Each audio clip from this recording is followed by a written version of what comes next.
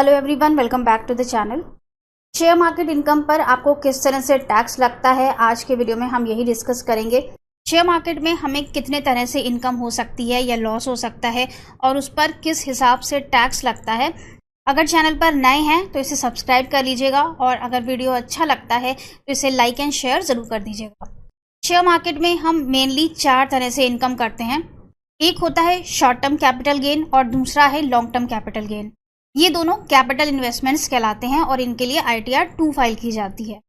दूसरा होता है हमारा ट्रेडिंग इन्वेस्टमेंट्स, जिसमें आते हैं हमारे इंट्राडे ट्रेडिंग और फ्यूचर एंड ऑप्शन ट्रेडिंग, जिसे कि डेरिवेटिव ट्रेडिंग भी कहते हैं। और इन दोनों के लिए हम ITR 3 फाइल करते हैं क्योंकि ये हमारी बिजनेस इनकम्स हैं।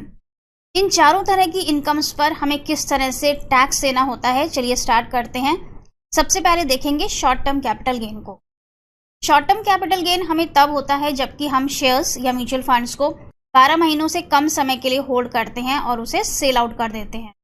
मान लेते हैं कि हमने अप्रैल में कोई शेयर खरीदा और उसे 2-4 महीने के बाद हमने उसे बेच दिया, तो वो शॉर्ट टर्म कैपिटल गेन हो गया। कैपिटल गेन या लॉस कैसे कैलकुलेट किया जाता है, तो इसके लिए सेल प्राइस में से परचेज प्राइस को माइनस कर देते हैं तो गेन आ जाता है, जो कि नॉर्मल सा फॉर्मूला है गेन निकालने के लिए। Short term capital gain taxable होता है 15% के रेट पर, साथ ही इसमें 4% का सेस भी लगता है। ये 15% फिक्स रेट है, ये आपके स्लैब रेट पर टैक्सेबल नहीं होता है। जब भी आपको कोई भी शॉर्ट टर्म कैपिटल गेन होगा तो वो फ्लैट 15% रेट पर टैक्सेबल होता है।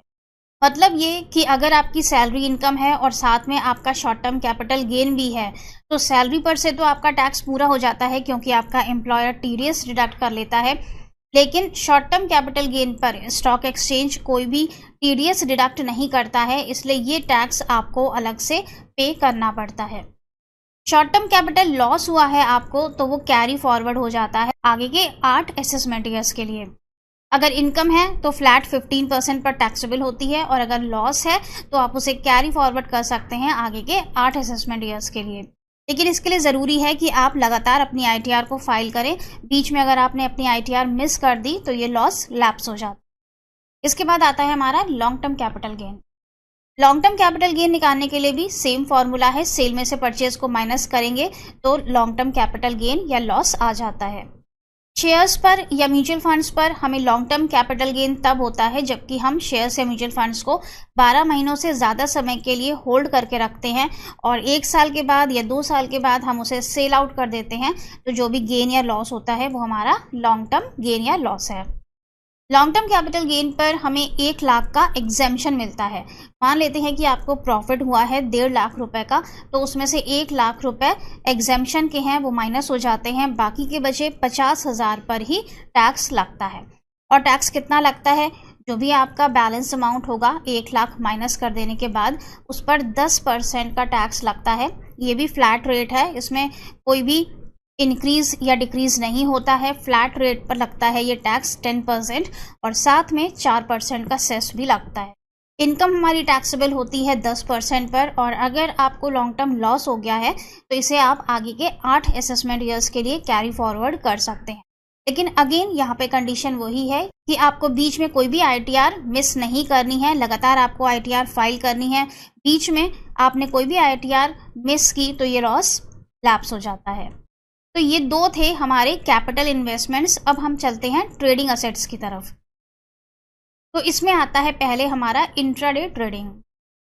इंट्राडे ट्रेडिंग वो होती है जिसमें कि आप सेम डे के अंदर सेल परचेज करते हैं, आप शेयर्स को होल्ड करके नहीं रखते हैं और ये एक तरह से आपका बिजनेस है। ये इन्वेस्टमेंट की कैटेगरी में नहीं आता है, इसे बिजनेस माना जाता है, इसीलिए इसके लिए ITR 3 फाइल की जाती है। इंट्राडे के लिए टर्नओवर कैलकुलेशन बहुत ज़रूरी है क्योंकि टर्नओवर के बेसिस पर ही हम ये देखते हैं कि टैक्स ऑडिट आपके लिए एप्लीकेबल होगी या नहीं। इंट्राडे या FNO का टर्नओवर निकालने का एक फॉर्मूला होता है। चलिए देखते हैं कैसे टर्नओवर निकाला जाता है। यहाँ पर हमने एक छोटा सा एग्जाम्पल लिया है। मान लेते हैं कि आपको एक ट्रेडिंग पर लॉस हो गया है 900 रुपये का, दूसरी ट्रेडिंग पर आपको प्रॉफिट हो गया 800 रुपये का, तीसरी ट्रेडिंग पर आपको फिर से लॉस हो गया है 965 रुपये का। तो इस तरह से आपका एक पोर्टफोलियो होता है जिसमें आपको कहीं पर लॉस होता है और कहीं पर प्रॉफिट होता है। तो टर्नओवर आपको यहीं से निकालना है। इंट्राडे के केस में जो भी आपकी सेल वैल्यू है वो आपका टर्नओवर नहीं होती है, यहाँ प्रॉफिट से टर्नओवर निकाला जाता है।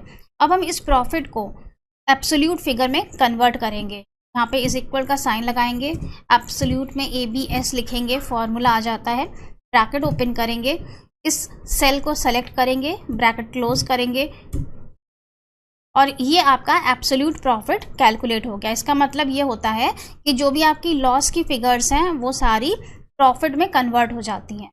अब हम इस सेल को नीचे तक ड्रैग कर देंगे और इसका टोटल कर लेंगे।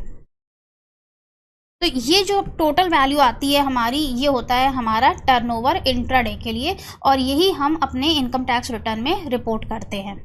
जो भी आपकी एक्चुअल सेल वैल्यू है वो यहाँ पर टर्नओवर नहीं मानी जाती। तो टर्नओवर यहाँ पर एब्सोल्यूट प्रॉफिट लिया जाता है।